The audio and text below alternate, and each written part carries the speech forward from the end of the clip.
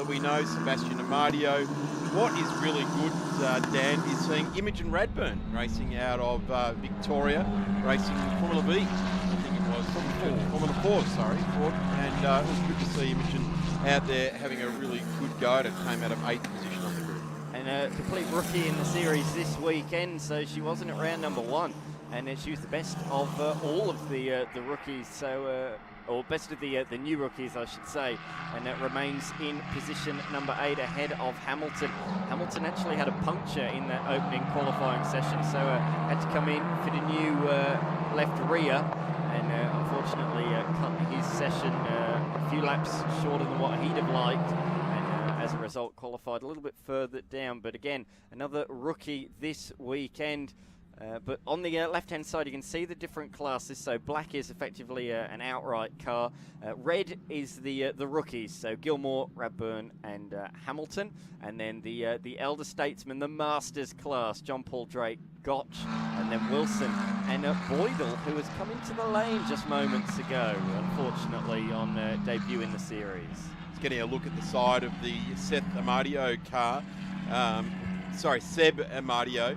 And Seb had a couple of drives of, I think it was Tim Macro's S5000 car as well, in the Amadio Wines livery there as well. So was sort of poised to move into those cars. I think it's a wiser decision to jump into the, I'm going to say, lesser formula, lesser horsepower, that is for sure, and start to hone the skills and possibly, if they're going to stay in Australia, move into the likes of the Australian Formula Open series, which gives you an opportunity to get into a Formula 3 or a Formula Toyota or one of those other classes that is accounted for in the Australian Formula Open, as that suggests. It's a category that is allowing open wheelers into it. Both Blake Purdy and Amadio did several races in S5000. Purdy finished on the podium 8 times over a couple of seasons, both in the Tasman Series and in the Australian Drivers' Championship. So he can certainly steer a car. The Nippies number 48 in position number 2. But on track, Seth Gilmore and Seb Amadio, they spent a lot of round 1 together, and they're doing so in this one as we see a change of position. That is Imogen Radburn overtaking the very experienced Nathan Gotch, who's currently 2nd place in the Masters category. Spoke to Nathan at the last round, and we spoke about the differences between the two Formula 4 cars, the McGale that they previously used, and this the Tata chassis. And he says, this is a lot more, it really is a step under Formula 3, whereas the other car was sort of a bit removed from the sort of general platform. So this really is a Formula 4 in the sense of the next step is very much Formula 3. Similar chassis, and it's just a bigger engine, more speed.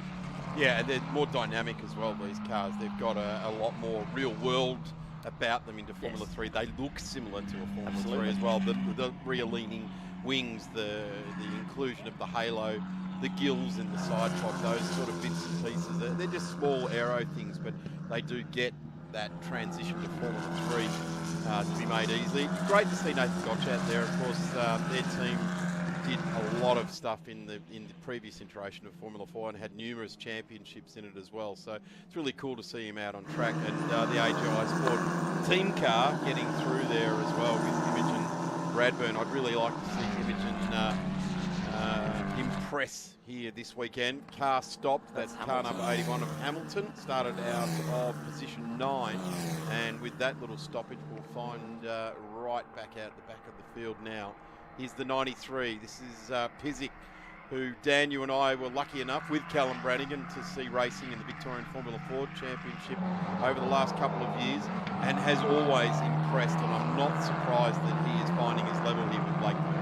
Absolutely. Last year went over to England, raced in the British Formula 4 Championship, didn't only win at Silverstone, he also won at Thruxton as well. 2 iconic British circuits, and if you can make it over there and compete at the front in British F4, I think he was 5th in the championship, just shows the caliber of driver he is. Yeah, it certainly is. I'm of the very firm opinion that the Italian Formula 4 in F4 is the cream of the crop of the domestic championships. But let me tell you, if you're winning an open wheel Formula races in England. There's a long list of Australians that did that over many, many years, and we've had a couple of them racing earlier today, being led by Barton Moore, who had won numerous Formula 3 races. A couple of guys recently that came out of British Formula 4, a bloke called Oscar Piastri. I think he's gone and done things. Done all right. Yeah, and his teammate in that season was a bloke called Logan Sargent as well. So Yes.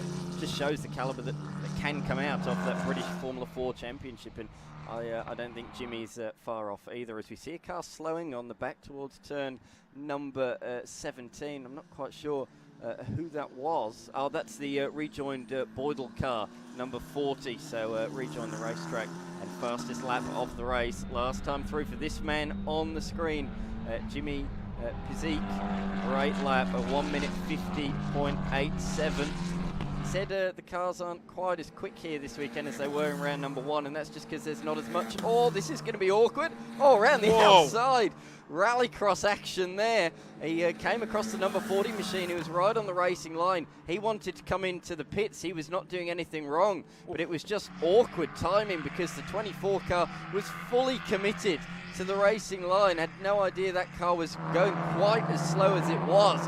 Went to the outside. It was probably actually the best option. It looked pretty dramatic, but I don't think it would have pulled up to the right in time. So great driving there from Seth Gilmore. Might be a rookie, but a wise head on young shoulders, as we see the fight a little bit further back between John Paul Drake and the rookie in the series, Imogen Radburn.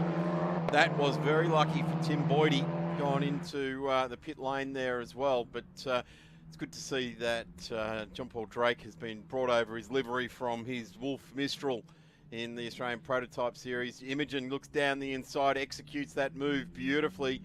Car number 1 on car number 29 on car number 1 there. John Paul Drake scratching his brow going, what happened there? Imogen just absolutely gave him a short back and sides. Maybe she's doing the ha-ha-ha-ha right now. Absolutely. He won't be too frustrated about losing that place. It was only in class. This is what happened last lap. So the number 40 running very slowly and around the outside. Really, that was the best option of the two, I think.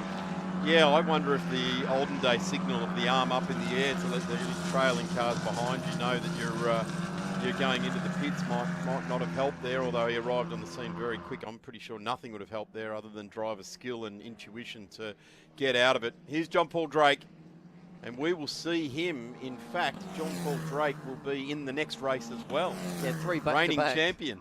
3 back-to-back. Lamborghini Super Trofeo Asia had a stint in that. Fortunately, he had a 20-minute break when he jumped out the car to at least gather his thoughts for this one.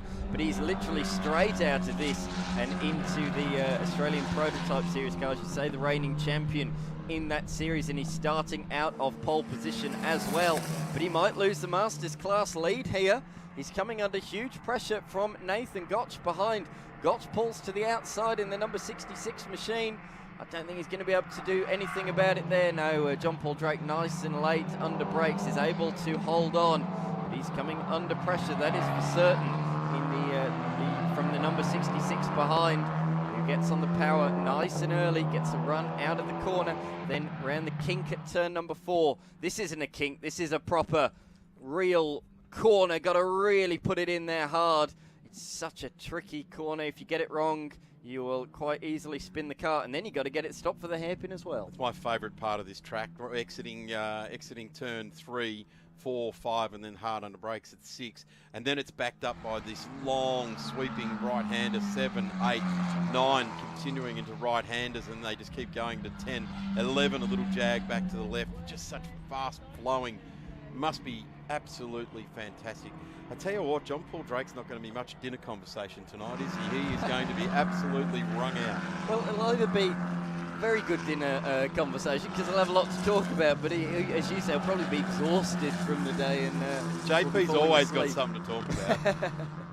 Check him out on LinkedIn with his social media there. He's very, very entertaining, but very successful businessman locally here in South Australia and in Queensland with the Drake's supermarket chain.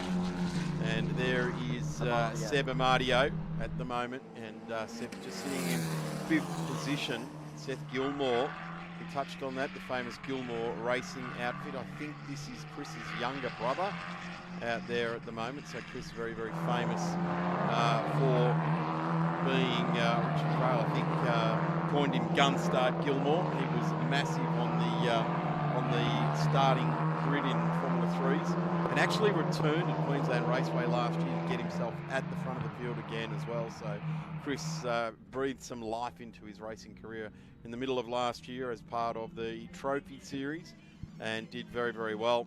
Good to see this. I'm really enjoying the fact that Seb Amadio is in this series. He needs this sort of consolidation in his driving, even if it's just for a couple of rounds for this championship, to then get the head up and go, right, what's next? I thought he was losing it there at the hairpin. That was the strange noise I made across you there, Darren. He really lost the rear end mid-corner. Had to catch it, did so, didn't lose any time, but it was certainly more of a sideways moment than he'd certainly prefer out there on the racetrack. But different livery for that car this weekend. Amadio Wine sponsored this time around. As we look at Nathan Gotch, he is still on the tail of John Paul Drake. Not as close as he was, but he's still there or thereabouts, close enough to leap on any potential mistake from the number 1 machine. And they both are catching Imogen Radburn once again out there on the racetrack in the AGI machine.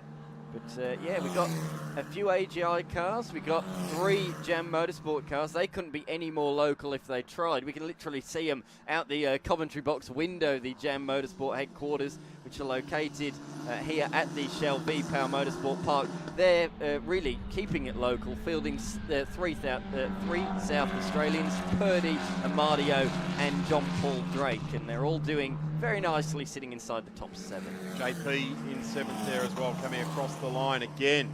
Physic, fastest lap at 150.32, a 150.32, and that is well and truly inside the lap record, because Lewis Leeds in the older McGale did a 152.57. That lap record is about to be destroyed from 2019. Of course, we saw Lewis Leeds go driving for Team 23 and just landed at that team in time for it to close up, and did that. Of course, previous winners now this weekend racing NASCARs in Will Brown, racing for the biggest team in touring car racing here in Australia. This is a recovering Hamilton up the inside of Wilson. Nice move, made that one stick.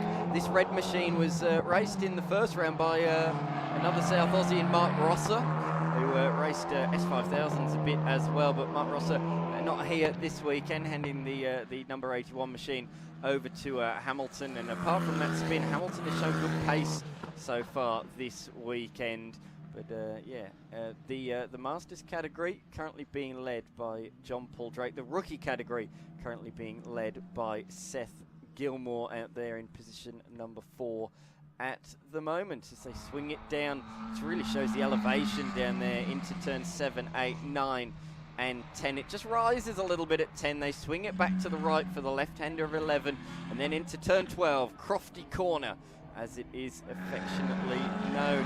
Next in the corner, you can see that's a couple of cones have been hit there. A few people running wide as we cut back to the battle in the Masters class. It's John Paul Drake still just about leading Nathan Gotch. Gotch yet to take a race victory in the Masters class this year. The race wins were taken by John Paul Drake, and as I said, Mark Rosser was here, and he took a couple of wins in the Masters category last time that they were at the Shell V-Power Motorsport Park just over a month ago. And Gotch is looking for his first, and he's not going to be much closer than this. There's still 9 minutes of this race to go. There's still plenty of action ahead of us, that is for certain. Are they catching Imogen Radburn? Last lap through, Imogen a 153.7, a 153.9 for John Paul Drake, and a 153.7 for Nathan Gotch. So a couple of tenths faster was Gotch over Drake, but Imogen Radburn just slightly pulling away, although she did run wide down there at turn number 6 ever so slightly, and that will cost her a couple of tenths of a second. out front, Blake Purdy's not giving up on this race win. PB in the middle sector. He is more than matching physique out front at the head of the field in the number 93 machine. Of course, 93 these days. You talk about famous numbers in number 27. Another famous motorbike number, Marc Marquez, number 93. Absolutely is, and well deserved there. Famous number. There's another famous number, number 1. Yes, it's the one everybody wants. I call that Ayrton Senna's number. Yeah, there you go. See, I think that is Michael Schumacher's number. Depends on your era. Yeah, I guess it does. Or whether you're from the Midlands or from Melbourne. So F4 continues on. We've got 8 minutes remaining in this one, and I'm going to say Blake Purdy has still got plenty to go. Seb Amato has still got plenty to give to Seth Gilmore as well. So the 22 and 24, and we're just seeing some position changes there as well. Looks like Staddy's gone through on Gilmore. I think Staddy's having a bit of a timing issue. He's moving up and down the timing screens a little bit the last couple of laps. Got to say, actually, Staddy, we'll just talk about this first. I'll come back onto him. John Paul Drake going ultra defensive down there into turn number 1. Gotch looking all over left and right. Where, though, can he make the move? Drake is there, still about 1 second, within 1 second of Imogen Radburn. So it's a great fight outright for 6th position between these three. Gotch swinging it through the fast left-hander. He's not going to be close enough for a move down there into the hairpin. In fact, John Paul Drake, you can visibly see the later on the brakes. In fact, a little too late, just missing the apex there by about a car's width down into turn number 6. But going back to my point on Staddy, sitting a lonely position number 3 since the last round. He jetted off to America and took a race victory and the round win in the opening round of the US Formula 4 Championship. So he's doing very good things, not only in Australian Formula 4, but in US F4 as well. Particularly good stat that as well. North America famous for its open wheeler racing. So the cream of the crop there is the Indy cars. Yep. We've had the Indy 500 only a week or 2 ago now, 2 weeks ago, and let me tell you, you win that and you are set for life. Just ask Will Power. He has invested very well in the future for him and his family, and continues to do very well in Indy cars as well. I believe the most underrated driver possibly in Australian history. I mean, he's won the Indy 500, he's won 2 IndyCar titles, and there's a lot of people in this country, motorsport fans, that don't know who Willie. We hardly speak of him, do we? It's quite remarkable. Change of position there. Oh no, that's Boydell going a lap down there on Sebastian Mario. Put his hand up and moved aside. So great heads-up driving there from the Masters competitor, aware of his surroundings there. Mario has dropped back a little bit from Seth Gilmore. They were fighting tooth and nail early on for 4th position, but Gilmore has pulled a 4.5 second lead now over the number 22 machine that we're looking at on the screen at the moment. But it's such a great history in this category. You mentioned Will Brown, obviously came through this category. Tom Randall as well came through this category. Aaron Love, they're the current Supercars drivers, or some of them that came through this series. But let's not forget, there's a Kiwi by the name of Liam Lawson who raced in the Australian Formula 4 Championship. He did in the inaugural season, he did. Yeah, and he's gone on to do very well. And it's a question of will he get a drive in a Red Bull Junior seat at the team, yes or no, in the next couple of years? You'd like to think so, don't you? He certainly showed how good he is in those 3 or 4 outings that he had last year, of course scoring points in Singapore and out-qualifying Max Verstappen as well. Indeed. If you're mapping out the rest of your weekend of motorsport watching, coming up next here at Shell V-Power Motorsport Park is the Australian Prototype Series, the GT Australian Formula Open Series and the Circuit XL Masters. Tomorrow, the cars we've got on track right now, the Australian Formula 4 certified by FIA Championship will be on track at 11:15 and then again at 3:45. But we open up with XLs for their first 2 races of the day. Prototypes, Formula Open, Porsche 944s, the first Focus Radical Australia Cup, F4, and the Super Trofeo Lamborghini Super Trofeo Asia Series starting at 12:10 tomorrow. So still a full day of racing to come here tomorrow from Shell V-Power Motorsport Park. It's gone a bit more overcast now, hasn't it? I'll be interested to note how much colder it is out there, and that can play a factor with tyre temps and things like that. Wind, particularly in these open wheel machines, they're quite easily affected by wind with the aerodynamics on the car. So I'd be interested to note that. But Blake Purdy, fastest first sector of the entire race, and a PB in the middle sector. He's absolutely flying out there as the number 40 gets lapped by those 3 cars. Temperature is relatively stable at 16 degrees and has been sort of since about 11:30 this morning. So no, not a lot of great change that we're seeing. But yes, I agreed with you. The overcast conditions seem to be becoming a little bit heavier, although looking at the telecast right now, there's some bright skies still out there as well. So maybe that's heading towards the track and we can keep whatever temperature is in the track. You'd have to suggest there's not a lot. No. Incredible conditions yesterday. We were fogged out here until 10:30. It was much like the Nürburgring 24-hour or the Nürburgring 7-hour, I think. And let me tell you, coming into Tailem Bend last night at 10:30, it was still fogged out. Yes. It was horrendous. Yes. No, it was quite something last night and yesterday morning. So glad that we've not had the same conditions here today. It enabled us to get on with racing straight away. We had lots of qualifying sessions this morning before the broadcast started at around midday, and then it's been all racing from there. And then, as you say, a full day's racing action. Broadcast starting just before 8 a.m. local time here in South Australia, 8:30 if you are on the East Coast. This is the best run Gotch has had. He's got a great run down the pit straight here. This is the fight for Masters class honours. He's forcing the number 1 to go defensive. But again, the number 1 is deeper under brakes, although Gotch this time is going to try and swing it around the outside. It'll be the inside for 2, but he'll still be on the wrong side for turn number 3. Slots back in behind. That gets a nice run, nice and early on the power. A different line allows him to get back on the throttle to 100% quite quickly. Or spin for the number 24 car of Seth Gilmore as we cut back to the fight.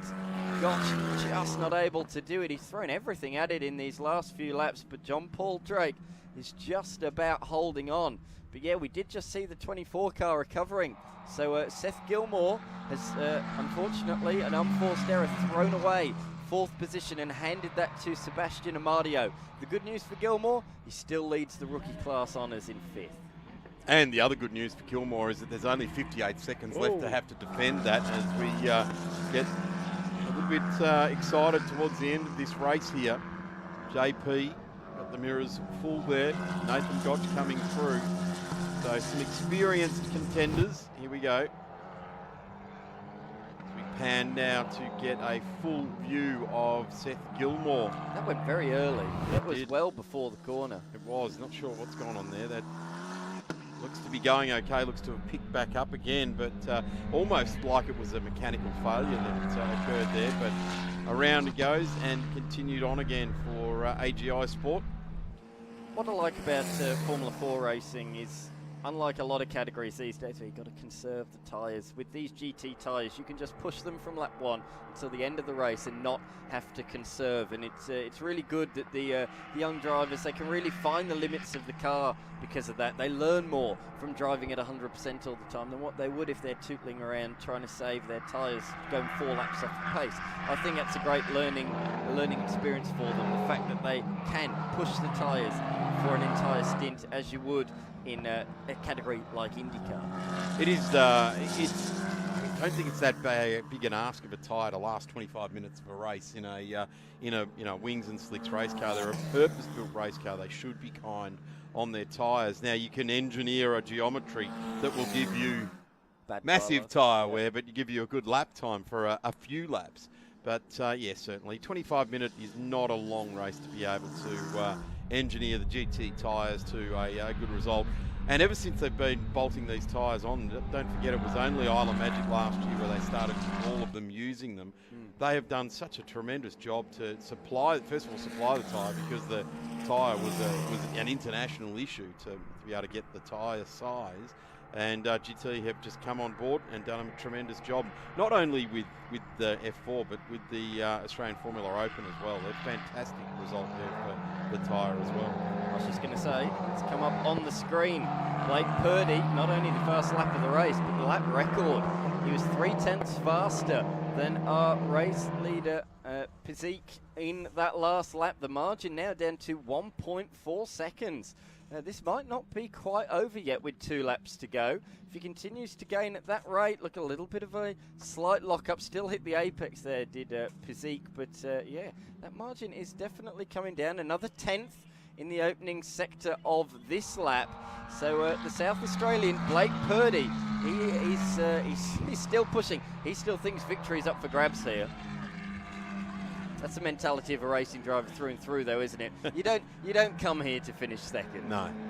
If you're putting the car, loading the car into the trailer or into the transporter to just get a result, there's plenty of other sports you can just get a result in without spending the kind of commitment and dollar value to do that. But there is other levels of motorsport where you go to just to have the fun of it. But let me tell you, the Australian Formula 4 Championship by nature is fun. Yes. But by virtue is a super competitive affair where drivers are trying to prove their worth. Absolutely. Into turn number 17. This man's got just over a lap to go now. And swings it into turn number 18. It's been a good drive, nice mature performance again from the youngster. Oh, in fact, check flags come out on that lap. So Pizik takes the race victory. His 4th race of the season, 4 out of 4 for the youngster. Blake Purdy comes across the line. Another fastest lap of the race on that last lap, but it wasn't enough. He came home in position number 2, ahead of Statty himself, who set a PB. So really strong laps from 2nd and 3rd late on. They closed the margin down, but Pizik held on in the end. 4th place for Sebastian Amadio. And in 5th, we're looking for the first of the rookies. It looks like it's going to be Seth Gilmore. But we look on the screen at car number 1, John Paul Drake, looking to take his 2nd race win in the Masters category. He won race number 1 on the Saturday of round number 1, and he's going to kick things off again with a race victory. Great drive from him. He was certainly challenged, got through everything at it, but in the end came home 0.6 of a second shy of the class victory. Kind of surprised that John Paul Drake didn't try and come backwards down pit exit there to get into his prototype, come all the way around, do a warm-up lap, unfold himself out of the TARDIS chassis and go and jump into his Wolf race, because that's only moments away from starting itself. So he'll probably come down the pit lane and just drive straight around into the marshalling area, jump out of one car. The crew will have the other one lined up, ready to go. Hamilton, after recent experience in F4 in Formula Open, jumps into the Tatis car and comes home in position number 9 ahead of Wilson. And off track is the number 40 car that has had a wild few minutes, and I can't work out where that is. That turn 17, yeah, it looks like it, but he's had a wild race, hasn't he? Had the incident nearly coming into the pit lane. He had another spin. He led a few cars through, and then he's looped it down at turn number 17 all by himself on the final lap of the race. But nevertheless, Boydell should bring the car home in position number 11, or will he swing it in the lane? If he wants points, he should cross the line, and he is going to do that. So number 40 car crosses the line in 11th. Look at how dusty it is offline, Darren. It's insanely dusty down there at turns number 17 and 18. This is what happened, just in too deep.